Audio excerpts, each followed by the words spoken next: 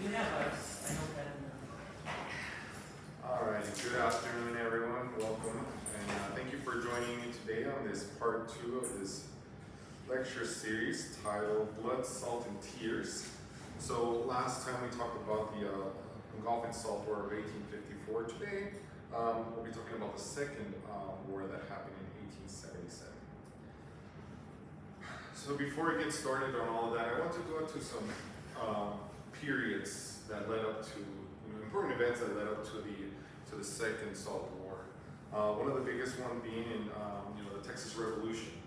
So as we know, in October 1835 until April of 1836, that's when the Texas Revolution happened.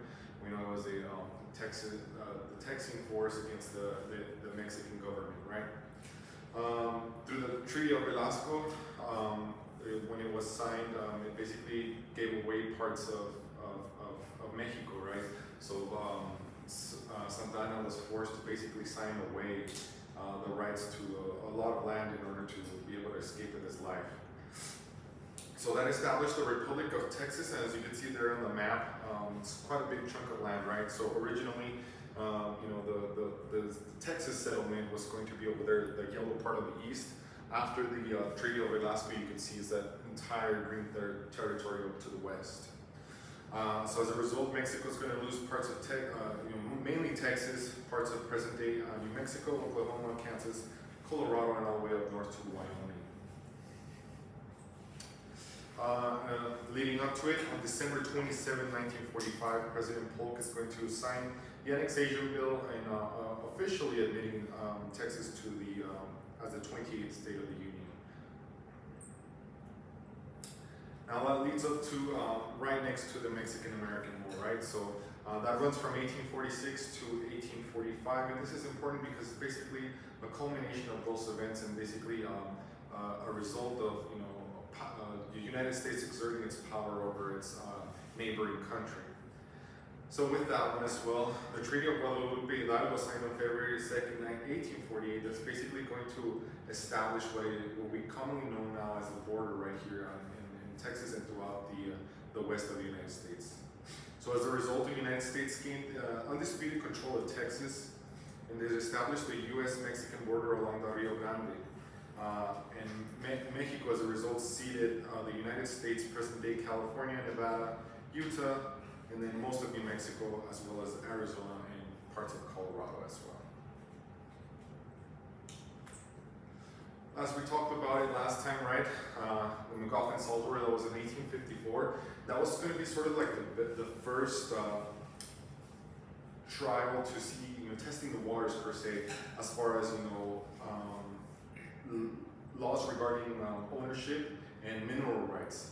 So as we talked about last time, basically during that time, people in New Mexico were going over the Spanish and later on Mexican law of basically everyone having free right to gather the salt, and that is something that James Wadley Magoffin highly contested it, right? And then that led up to the first Salt War. Next up, the United States Civil War. It's something that we don't really consider important here for the story, but it is quite interesting what I found. So the U.S. Civil War ran 1861 to 1865. Now during this time, salt was also a high commodity, right? So it was used for food preservation and for curing leather. One of the things that I found while reading Mr. Paul Coole's book is that according to him, in 1863, when the Union forces were based out of here over Paso, they were basically gathered in cahoots with the salineros to sort of provide them with that salt. Throughout the rest of the South, there was a bunch of salt mines, right, that were providing salt for the Confederacy. Well, in this one, it's going to be, the Paso comes into play as well for the Union in this case. So in 1863, they basically established a direct route from San Elizario all the way up to the Guadalupe salt flats, and it's basically aided by the Union Army. One other interesting fact that I saw is both Anglo and Mexican forces gathering together to fight the Native American army. So, this second Salt War likes to be talked about a racial encounter, but I found it interesting that Paseños and Union soldiers were actually coming together to sort of fight the Apache raiders. So those were basically the events leading up to the major important events in history that led up to the Second Salt War. So fast forwarding to 1866, we get the first attempt to privatize the salt lakes. So in the fall of 1866, Texas land baron Samuel Maverick hired Albert Jennings Fountain to survey the area with intent to capitalize and privatize the Guadalupe salt lakes. Unfortunately, his plan failed due to Fountain missing the exact location of these salt flats by several hundred acres. Part of it had to do with his workers not knowing what they were doing. Are those the ones out by Hill City? Yeah. That's where we're talking about, right? Okay. And they missed them, huh? I'm sorry? They missed them. Yeah, I mean, for the paperwork, well, you'll see in this slide. Oh, okay, okay. So, It's pretty obvious. yeah, no, it might have been intended. There was a second attempt to privatize the salt lakes. So a second group known as the Salt Ring tried it again in 1868, led by W.W. Mills. And as you can see, the second name there, Albert Jennings Fountain, was also part of that group. So was it intentional? Who knows? I mean, what a coincidence that 2 years later, he's part of the second group that is going to try to privatize the land again. So it's going to be the group led by W.W. Mills, and then in it, it's going to be A.J. Fountain, Albert French, Juan Mauro Luján, Gaylord Clark, Benjamin F. Williams, Benjamin Dell, and Charles H. Conley. They all tried to take ownership of the Guadalupe Salt Lakes. However, their plan leaked, and when the Paseños found out about it, it didn't sit right with them. So right away, it started getting negative attraction, right, negative press, and as the word spread around, the members of the Salt Ring began fighting with each other. So the negative press that they got wasn't enough to keep the Salt Ring together, and then later on it disbanded. So third time's a charm. So the third attempt. So in 1877, fast forwarding, there's going to be a second group, right? So this group is going to involve Louis Cardis, who was a state legislator, and Charles Howard, who served as district judge. In my research, the way I found it, it was kind of obscure, not really concrete evidence as far as to how the deal went down. But we do know that they sort of planned together with a priest from San Elizario to privatize the land and basically start taking the money for themselves. That was the original plan until the spring of 1877, when Howard decided to turn on his comrades and basically filed the paperwork with the help of his father-in-law, George B. Simpleman. They filed for the rights for the salt flats, and then they basically became the owners of the property themselves. But how do you enforce that? Well, Cardis got wind of this, right? So he doesn't like that he was kept out of that deal, because again, it was going to be highly profitable if they were able to execute it correctly. So what does he do? Well, he has great strong ties to the Paso County region. So he locally he is well known and well received. So he go ahead and he started stirring up the pot, per se, right? So he started telling the Paseños that Howard was going to try to deprive them from their rights to collect salts from deposits. One other interesting fact here that as I was reading it, kind of like, well, this seems similar like that happened in U.S. history, and sure enough, Seals Sonachin actually drew that conclusion before I even read it, that there is a parallel with the Paseños during this time, right? Feeling oppressed that they weren't able to collect salt for free anymore, and a correlation between the Sons of Liberty. So the Paseños really had no claim, right? In the courts, it could have basically struck down, because by this time it's going to be Texas rule, and Texas rule basically gave right to whoever claimed the land for themselves. However, they did have a claim from the Paseño point of view, they had as much rights as the forefathers did, basically protesting the Stamp Act, right?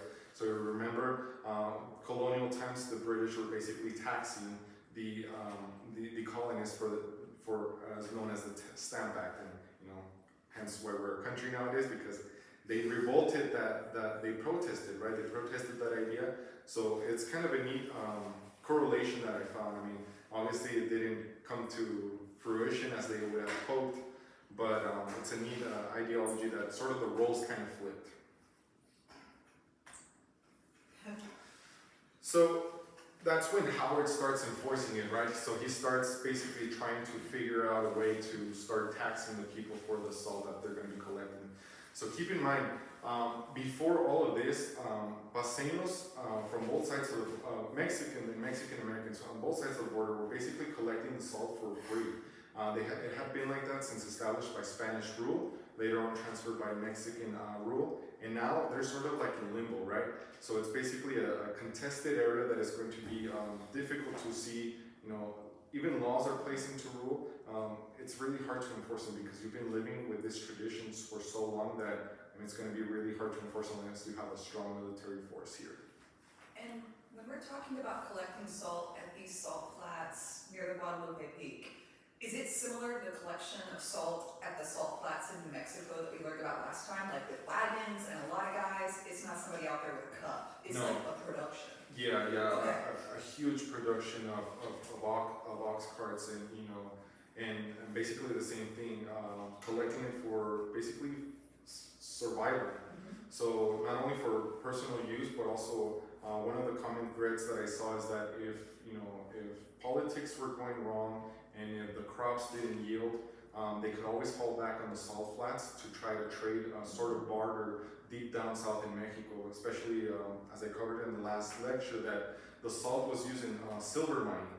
So the silver miners are still going to that day. So if, for example, the crops didn't yield a good season, they could just rely on the salt, go collect a bunch of salt and take it down south and sell it, trade it for, to survival for the next year. Thank you.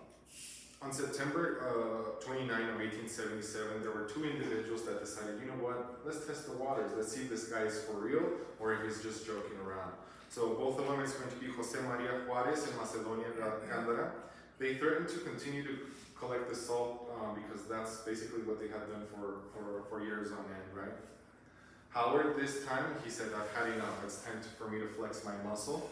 So he decided to enforce his ownership of the salt flats. At this time, he basically had a lot of influence on his side.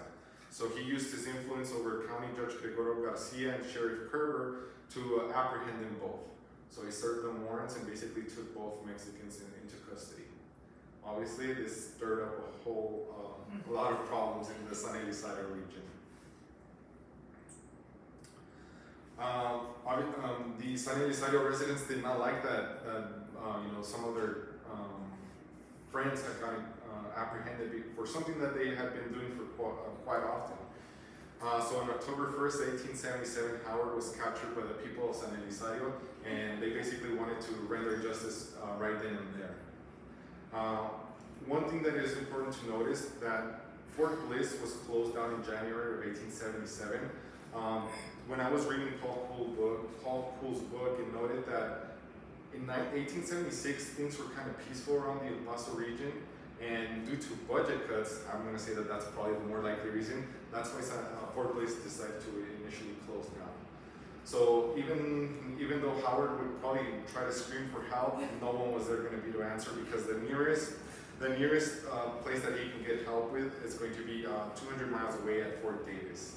And nowadays, 200 miles away, maybe we can get there in about 3 hours.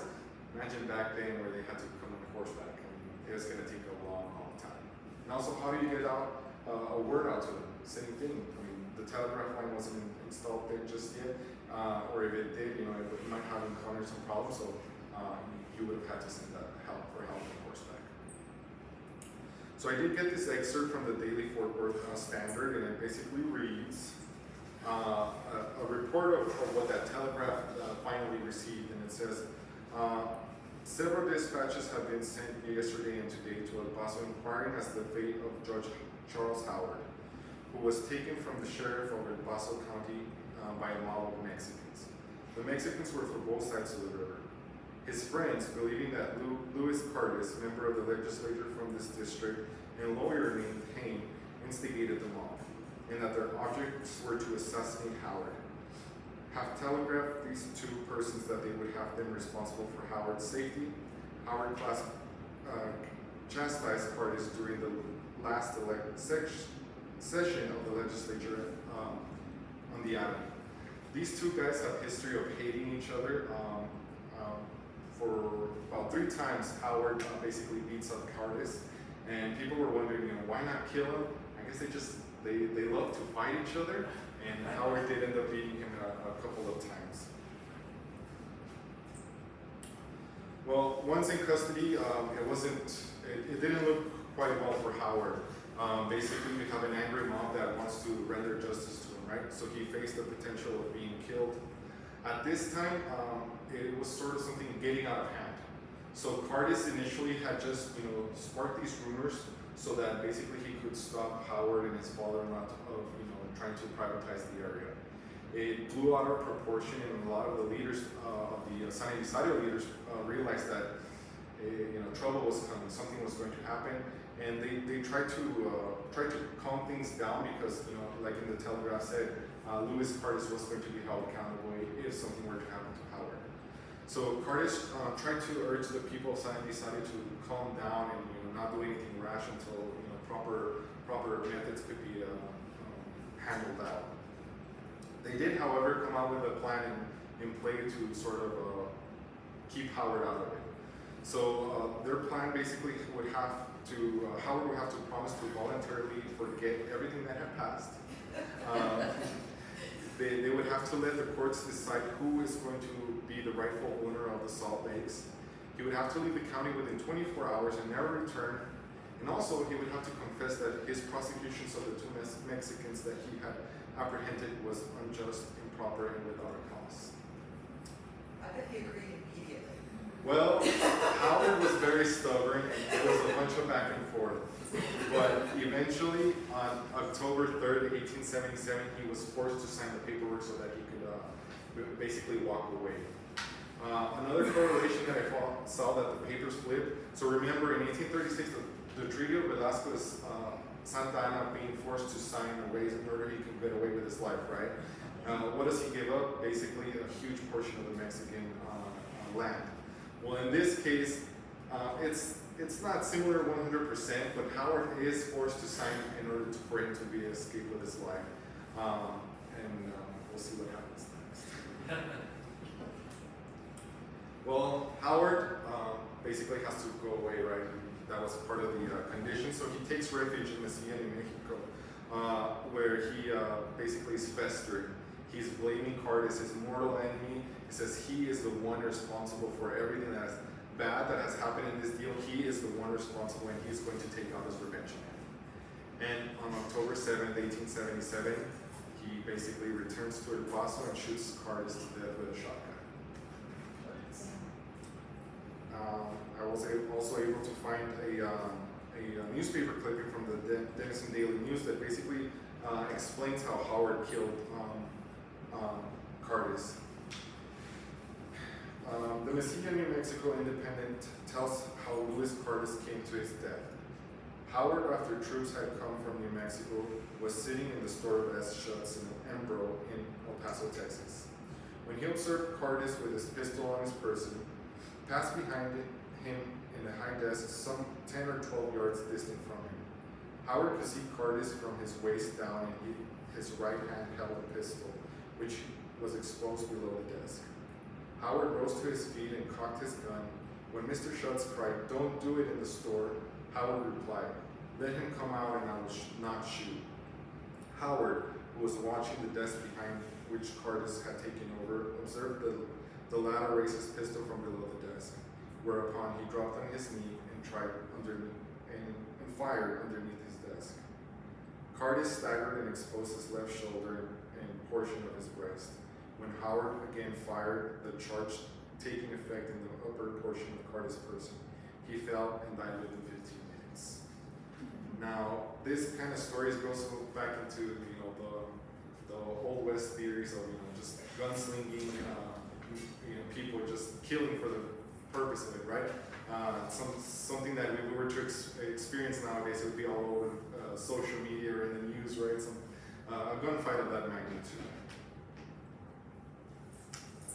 And this is how Joseph Magoffin is closely related to this event here.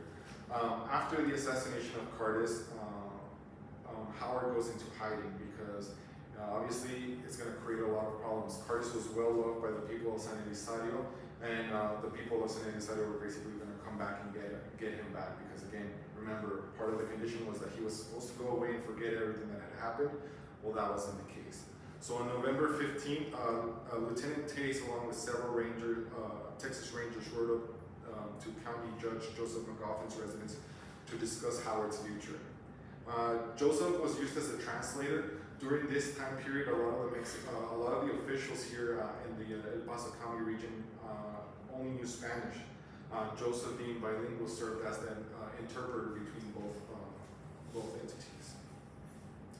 So Joseph was used to cater out a deal with Justice of the Peace in which Howard would waive examination and admitted bail. So basically, expediting the process so that Howard could post bail and not have to be apprehended by the San Elizario forces. Early in the following morning, Magoffin, Tace, and 6 Rangers escorted Howard to pay his bail and walk away freely until his trial. In Paul Cole's book, he mentions an excerpt saying that Joseph Magoffin directly speaks to Howard, "For God's sake, please leave the area until the trial." Howard reassures him and tells him that, you know what, I've been wanting to do a little bit of traveling. I hear Chihuahua is a nice place to visit. So his plan was to go down to Chihuahua and hide out for a little bit. Well, Howard is a stubborn man. On December 12th, Howard returns to the San Elizario region with an escort of Texas Rangers and Governor Richard Hubbard's authorization to stop the group again, whoever was going to try to steal the salt from his property. So again, he was adamant that he needed to protect this area because by right it was his and his father-in-law's. Well, on December 13th, conflict ensued. Both sides came together and basically started the argument. The first shot was fired in the early morning when Sergeant Mortimer was basically fatally wounded, and that's when the war in San Elizario began. The battle continued all day long until December the 15th, when the insurgents, they captured El Molino and basically rendered the Rangers barracks useless. They were gaining control of it. Keep in mind, during this time period, it's going to be about 25 to 30 Rangers versus 250 San Elizario residents. In December 16, a truce was offered, and both sides decided to cease fire. The Rangers basically were running out of ammunition, and there was basically a stalemate. On December 17, Howard agrees to surrender, basically to spare the life of a couple of the remaining Rangers. The Rangers were tricked into surrendering, and as a result, Howard and Captains McBride and Atkinson of the Texas Rangers were executed. On December 18, the remaining Texas Rangers were allowed to ride back to Franklin, commonly known present-day El Paso, without ammunition and without their pride. The Texas Rangers during that time period were basically known to stop any quarrel that was in it. Anytime that the Texas Rangers were summoned, they were expected to be victorious. And this is one of the few cases that the Texas Rangers were not able to succeed. So on that period from the 13th to the 16th, there was armed warfare between the Texas Rangers and the citizens of San Eli in the town of San Eli? Yeah, basically back and forth. There was a couple of negotiations. Mm-hmm. There was a couple of women involved, women and children stuck in some of the homes as well. Mm-hmm. And part of the negotiations were to let some of the women go freely so that the fighting could continue. So it would have been ranging back and forth, around the houses and on the streets. I'm trying to picture it happening. Yeah, and basically gathering more ammunition from from different areas, and maybe Wild West? yeah, exactly. Well, it's funny that you mentioned there is an episode of a TV show, Death Valley Days, titled "The Salt War," and it mentions El Paso. However, it's more like a drama series. No historical fact to it. I watched some of it. They're mentioning a lady's name who basically privatized the area. People started getting it, and I was also surprised that during that time period that it wasn't portraying like Mexican as vandals. It was basically the show where I saw it was basically Anglos versus Anglos. So I did find that kind of weird in that show. So I found this excerpt from the Fort Worth Democrat of December 19, 1877 that basically explains how things went down. So the title, The War in El Paso. After a severe engagement, the Rangers surrendered.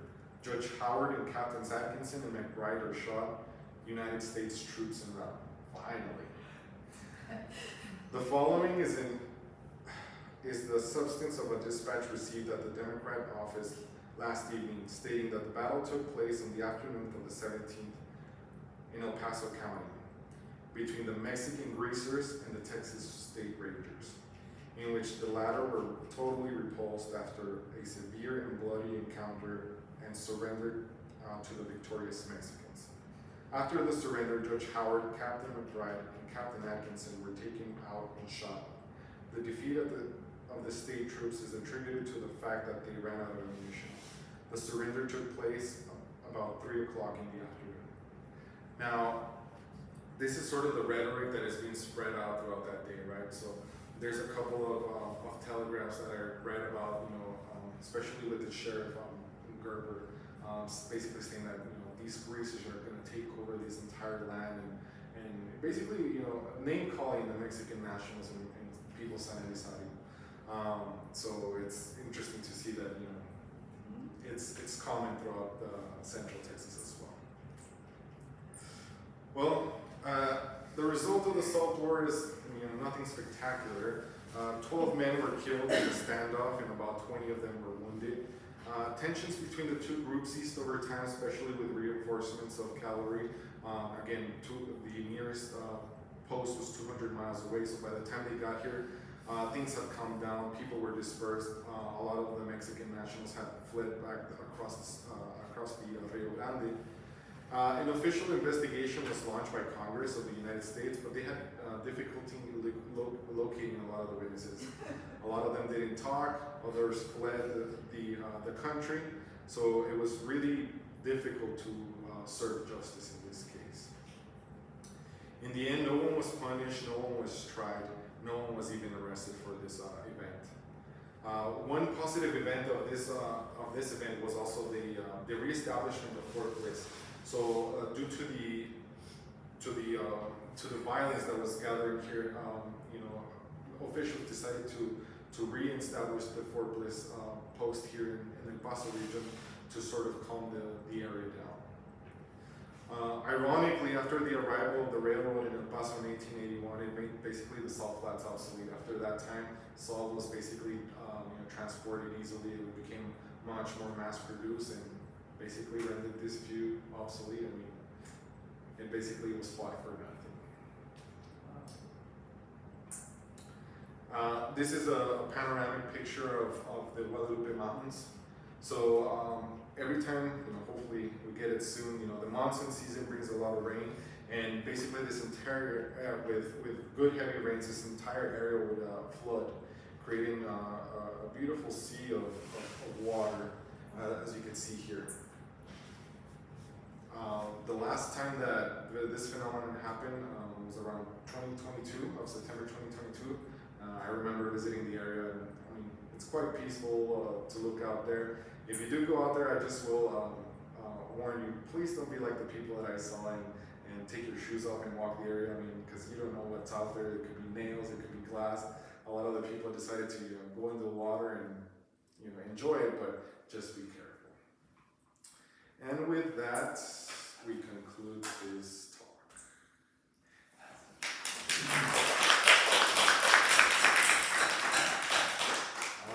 How much was salt by the pound or ton? I didn't really come across the number in my research.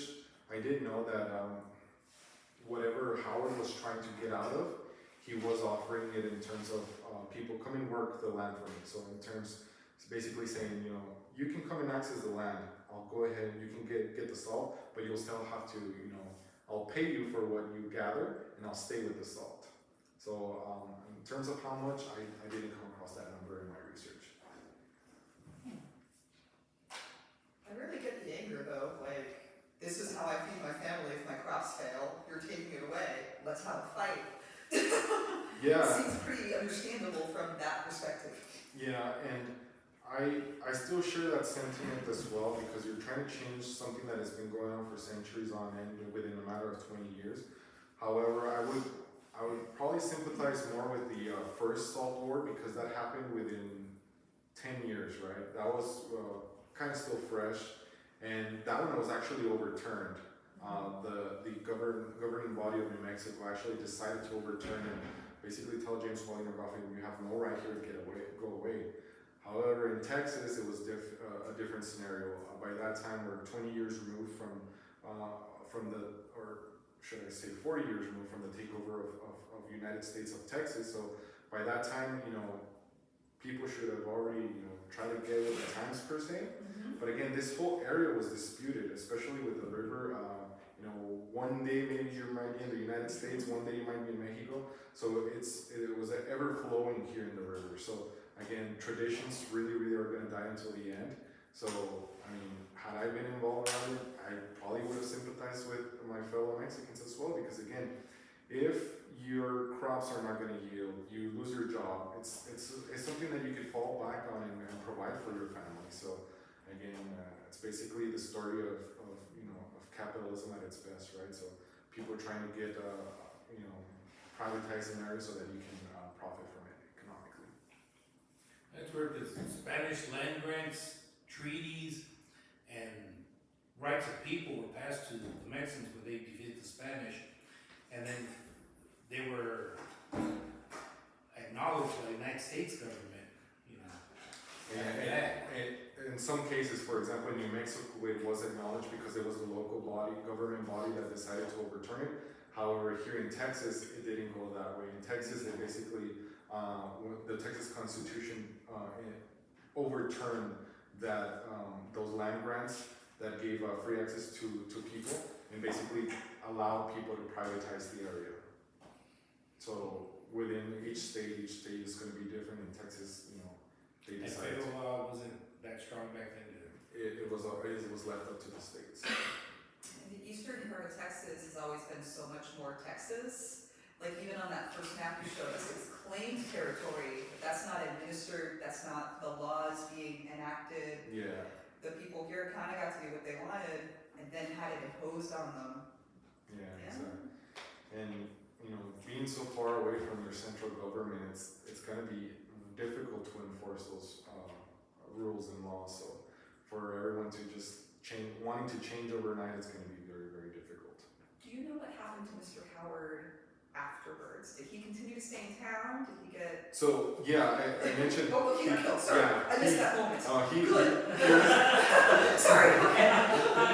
Yeah. Sorry. Executed with the Rangers. Oh, okay, Yeah. great. He was Sorry. executed along with 2 of the Rangers. And actually, Sonnichin goes into further detail as far as what happened with his body afterwards. They were so angry that they're trying to get out his frustration at a couple of the people of San Isidro. He mentions that in his book that they grabbed the machetes and just hacked at his face to try to get that frustration out. So That's an intense feeling. he had a chance. He was let go once, and he wanted to come back. Yikes. Well, thank you. This is No. super interesting. No. Sorry. I heard it. I'll be looking at